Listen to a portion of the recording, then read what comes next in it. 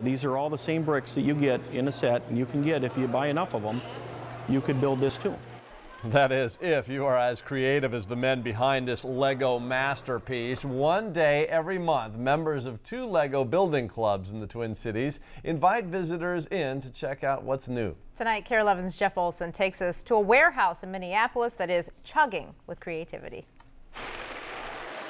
It's extravagant. You come in and it's a huge playland. A playland that's prompting wide eyes and wows.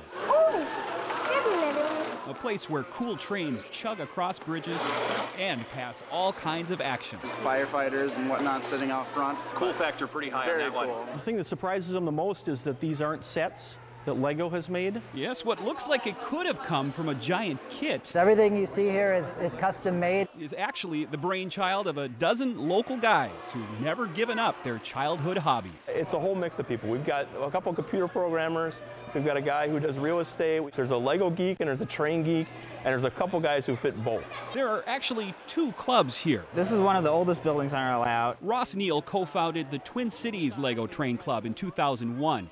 It grew out of the older Greater Midwest Lego Train Club, which formed way back in the 80s and picked up more members when Legoland opened at Mall of America. We met in the basement of a guy's house in Minneapolis, and we had room for about a fifth of this layout to be set up at any one time. A recent move to this warehouse space in North Minneapolis is finally giving these Lego architects the chance to show off their ingenuity in its entirety. A lot of the things that we build are based on things in real life that are either local or that we've seen on the internet. For example, the North Star commuter rail. Some are based in fact. Others are inspired by fiction. This piece measures 17 by 30 feet. It's an imaginary place where you can go from Japan to Switzerland in just a couple of steps.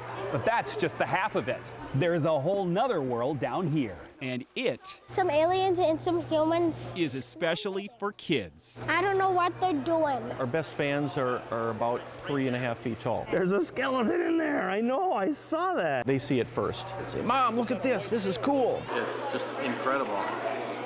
So we're wondering on how many pieces this took up. 750,000. 750,000. Yes, 750,000 bricks pressed into hundreds of one-of-a-kind creations. It's an artistic medium. Just like, little kids play with crayons, but you can have a great artist that, creates a masterpiece out of crayons or out of finger paints. Well, this is our medium, is the Lego brick. The brick that built the playland. It's turning out to be a hit with all ages. Very cool. With photographer Jim Douglas, I'm Jeff Olson for the KARE 11 News Extra.